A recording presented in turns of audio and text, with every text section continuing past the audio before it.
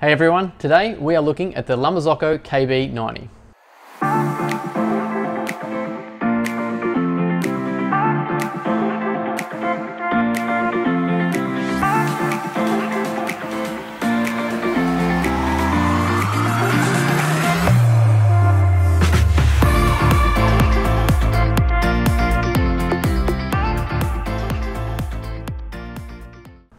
Thanks everyone for joining us. Today we're fresh off the back of an amazing night we had last night here at Artisti Roastery. And it was based around being given this KB90 for us to have a good play with, pull apart, and then share with our peers locally here. So I've had a great night telling everyone about the technology in it, how cool it is, and I guess we've gone through a few things we may or may not like about this machine. The KB90 is actually named after a guy, Ken Backey. Now, if you're not familiar with Ken, Ken has been a huge part of Marzocco for over 40 years. He's been in the States essentially in his early stages, helping with prototyping and building parts for Marzocco, and he was the CEO at some stage as well. So Kent is actually the first person outside of the Marzocco family to actually have a machine named after him. And if you ever wondered what the 70, 80 and 90 meant on the end of a model number, it's how many years of manufacturing that they've been doing with coffee machines. So it's 90 years that Marzocco has been making machines, and Kent has had a huge impact in the business that they named a machine after him. So that's pretty cool. So let's run through the features first, and then I'll get into some heavy tech. We've got the standard multi-boiler units from Marzocco. So you do have a big rear boiler for your steam and your hot water. Then we have individual boilers that allow you to have a different temperature coming through each head. Now we have made those changes in here, and I'm going to show you those a little bit later. The KB90 is running the same platform that you see in the PB. So it's going to have the same buttons, the same menu, and the same controls. And that's really nice because if you're upgrading from one machine, you'll be able to know how to navigate through things. But there is obviously a lot more in the menu that you can change with all these new features. So the machines actually come with individual PID controllers, so you can change the rear boilers and obviously what's happening in each head as well. They're really well insulated, so they've got a thermal covering around them, and that means that you're going to get really good heat transparency and use less power essentially with your machine. So this machine doesn't have the cup heater in it, so that reduces the power consumption and allows it still to be a 32 amp. And that's really good here in Australia. We find that a lot of machines are commonly wired up for 32. There are a few machines that are hitting 40, and that can be a challenge in a lot of cafes. So for me, that's a really good plus. The KB does have the hot water economizer, which allows you to change the temperature of your hot water tap. We do set ours ready for our long blacks because we do all of our tea from a different water source and a nicely temperature controlled kettle. With the machine, it actually has barista lights as well. That allows you to see what's happening, especially with the scales that are inbuilt into this machine. This is the ABR model, so we do have this set up allowing us to showcase a few different varieties of how you can use that scale. To upgrade the software, it does have the USB ports, so that's nice and easy to be able to upgrade to the new model of the software when it comes out. And this does have the low feet. I would highly recommend getting the higher feet because this is an absolute tank. It's about 120 kilos.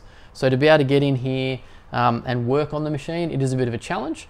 And also how the cup tray, which I'll show you in a little bit, removes and where the actual point is for the drain hose, it's a bit of a challenge to get into. So having a bit of flexibility with extra height is a huge benefit that I would recommend. Serviceability has been really thought about in the KB90. You don't have to depressurize the machine to either work on the new steam taps, the new straight-in portafilters, and you can actually isolate one of these front brew boilers if you need to and work on it. So right in the middle of the service, we could still be working on half a machine, and then the baristas can still be pumping out lots of coffee. So that's really cool. That's going to allow a lot of cost saving for cafes, not having to pay for overtime or out of hours service charges. The one thing that's great about these machines is the eco mode. You can see now that none of the lights are actually lit up. And that means that we've made a setting inside for the rear boiler to drop down by 10 degrees, which we've chosen, so that when it's not working for a time of 15 minutes, it will actually save a lot of power. So in peak times, that 15 minutes is never going to be reached. But as the day goes on, there will be chances where it can allow that to cool down a little bit and save you some power. To get back into service mode, you just got to press a button, all the lights light up, and you're ready to go. Now you will notice that all the lights aren't lit up on each head. And the reason being is this new straight-in portafilter has some really cool tech behind it.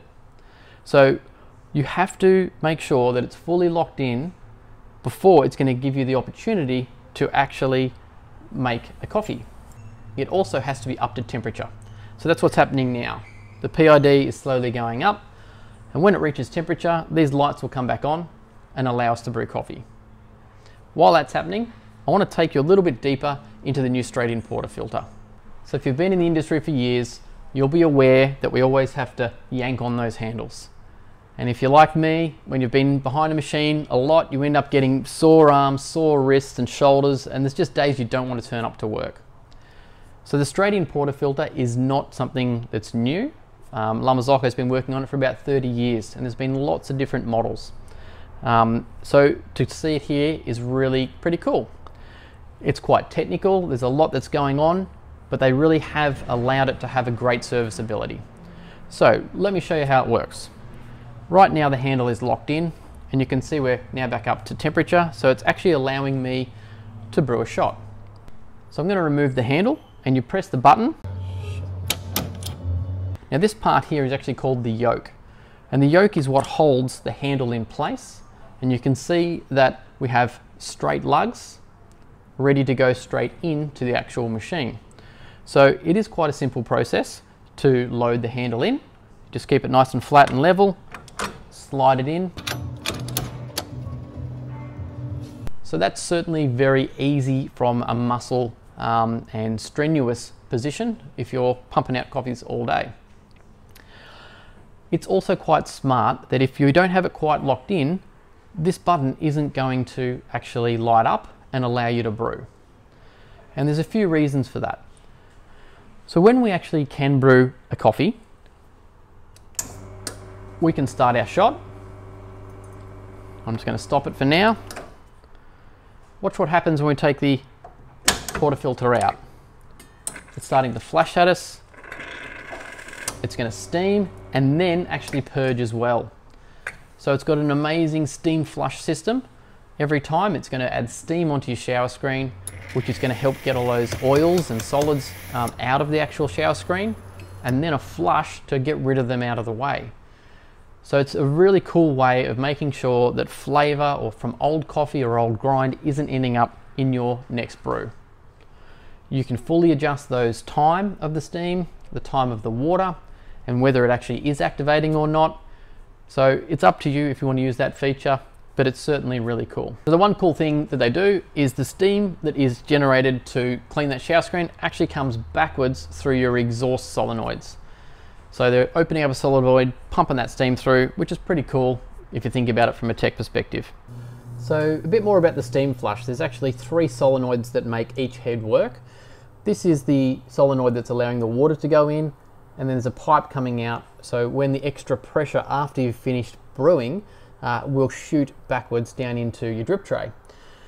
What they're doing is they're actually got a couple of lines coming from the steam part of the rear boiler, and that's actually going through another solenoid, so it can pass water one way for back pressure, then they open up the solenoid, shoot steam back through it, which is pretty cool, and then they just do another normal flush like you would by activating your button. So some really smart engineering inside that mechanism. So what we're going to look at now is the scales. So this machine has 3 different scales, 1 per group head, which you can set up in different ways. We've actually set this head up in the old way called AV, which is automatic volumetrics. Now that's just going to give us a flow basically over time using your flow meter. This head here is actually what we've set in mass mode, and once we activate our button, it's going to start to flash and tear out whatever cup we put into this scale, and then give us a flow for the end result that we've asked for. Let's call it 30 grams. What this head is set up for is in the ABR version, and that actually allows you to weigh your handle, tear that in, pop your coffee in, tamp it, pop it back on again. The system actually then knows the calibrated weight of the actual handle, and then the coffee. You've set inside here in the memory what recipe you're after, and then when you hit go, it will give you that recipe into the cup. So you might have the first button as a 1:1 ratio and the second at 1:2 ratio. So that's a very cool way for you to get very precise ratios based on whatever coffee you're putting in there. Now, to make it easy, all the handles are all matched by weight, and there's a little sign or a label on here with different wording that will identify which handle you have to order when you need another one. And there's a little engraving, bit hard to see, but I think it says the precision portafilters, and that symbolizes that all of these are the exact same weight. And that's important when you're starting to use the scale. The KB has the new ProTouch steam wands, and that's a double-lined stainless steel tube. Essentially, you can hold onto this and it is just so cool. The tip though is hot, so be careful. I'll make 2 coffees on the machine now using the middle head, which is on mass mode, and we've actually got that set at 91.4 degrees. Then I'll go and make one on the right hand head, which is set on the ABR mode, which means we've got to weigh our handle, weigh our coffee, and then it'll be our brew recipe that's actually going to be controlling the end result. And that is actually set at 91 degrees, so a bit cooler. So let's get into it. I've got my 22.5 grams here of coffee.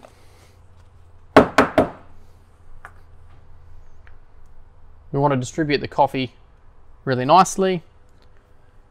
Got our distribution tool, can never say that word. And we're tamping with a puck press. So we've already put this in that we want as a double. It's actually our own recipe of 2:1. So what you've got to do is lock in your handle, pop on a cup first so that when you do hit the button here, you'll see the light flashing, and that's actually tearing the scale with the cup, and then it'll start to pour. You can adjust fully that amount of time that that's tearing for. So because we know we put in 22.5 grams, we've set this button as a double shot or a 2:1 ratio, which is going to give us our 45 grams. And you can see it ticking along. It'll keep going until it gives us that 45 grams.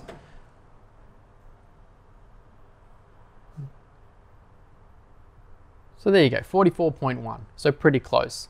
For us on that time at 27 seconds, that is a little bit quick. We'd want a little bit more time on there.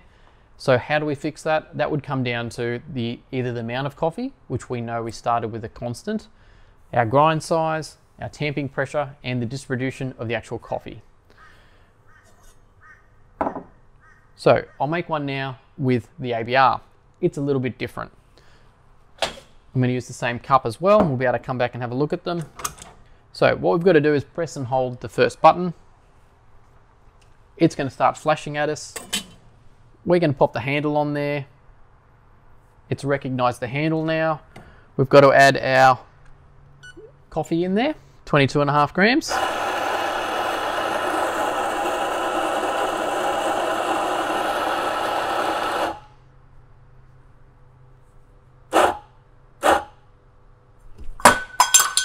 Oops, don't drop the cup.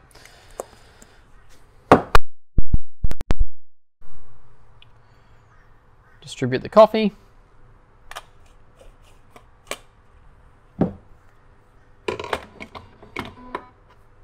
Okay, we'll pop the handle back on, press the button again, and that will lock it in, knowing that there is 22.5 grams of coffee in there. So if we put more or less coffee in, the recipe essentially would change. We can pop in our handle, lock it in, pop on our cup, and I'll do the same. So it is a ratio now. We've set this in the brain for 2:1 based on the coffee and the handle and the weight that we've actually put in there. It went through the same process of tearing the cup as well. And now this is calculating how quickly that liquid's coming through and the rate of increase of weight per second, and then trying to reanalyze how much liquid is actually in that air so that it can stop at the exact recipe that we asked it to do. So it's pretty cool tech. And we're after 45 grams, which is 2 to 1. And if you have a look here, we got 44.8, just there. So it's really close. Given that we'd weighed in the coffee, weighed in the handle, and then asked it to give us a recipe, it did give a really good result at the end. Now, when you're looking at these different coffees, you can see there might be a little bit of an extraction difference between the two. They are generally quite close. Now, one question that we always get asked is, can you see the pucks? So I'm going to show you the two pucks. So let's have a look here. You can see this, here the steam is going up in the background there. This is the mass mode, and this is the ABR mode. So you can see that we do allow for a lot of expansion there. There's not many, there's a little hole just coming through here. They're just a little bit spongy. We're not overpacking the basket to be nice and hard. This is a little bit softer, to be honest, but they are nicely brewed, evenly brewed.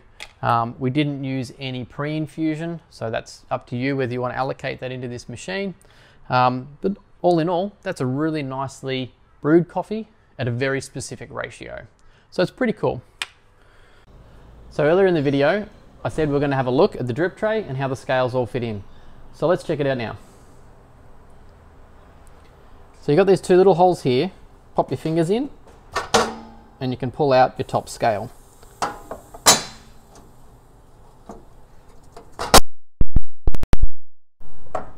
Now you can see here there are these pins which actually attach to the scale, and you've got some little holes here. You can see there's one missing, and inside is actually a little magnet.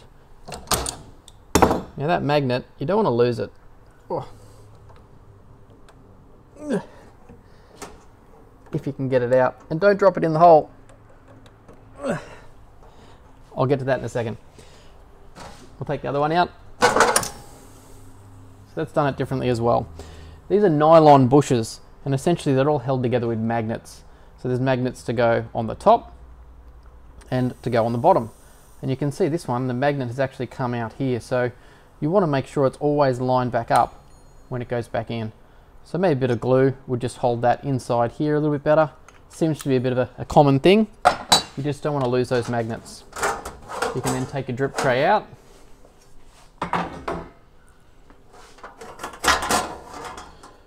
A bit of a tip up, the liquid will go in the back there. Okay, so this gives you an idea of how the scales, they're all braced across by one big bolt, and there is the individual scale there for each head. And this is the connection point here. So it does move up and down, but it's locating in these little holes. You don't want to get water in there. You definitely don't want to have this head activating on its wash sequence with this being open. So if you're not really sure, make sure you turn it off. If you lose these little magnets, make sure you grab them and pop them back where they need to be. If that goes in there. Yep.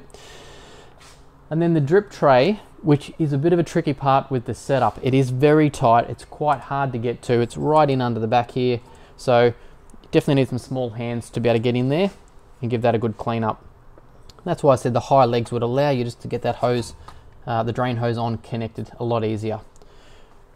So relatively easy, very smart design. If anything breaks in here, it's very easy to replace the scale or the brain in there. So pretty cool tech. So overall, the KB90 has amazing new features with obviously the scales, steam coming through your heads, the straight-in portafilters, and a lot of flexibility to be able to play with those things. Given it's actually a significant investment to have one of these on your bench, and the weight of being able to move it, it is really good that they've allowed you to service this machine in place. Being able to pull the actual whole piston out and replace it very quickly is cool, but it is very expensive. So I believe we're talking about a swap and go style system for that kind of service, which I think will be a real benefit for all businesses that get on board with the KB90. So I want to say a big thanks to Marzocco for allowing me to have this machine on our bench. It was sent here, I had the opportunity to look under the hood, pull it all apart, learn how to service it. About a 5-hour session, so that was really cool over a Zoom session. And the ability for us to be able to play with it more in the next week. So we've had a great time making copy on the machine, and we look forward to seeing what it can do over the next week as well, until we've got to give it back to Marzocco. So thanks guys for watching. If you've got any questions about the KB90, hey, make sure you shoot us a question. We'd love to answer that for you. Thanks guys, have a great day.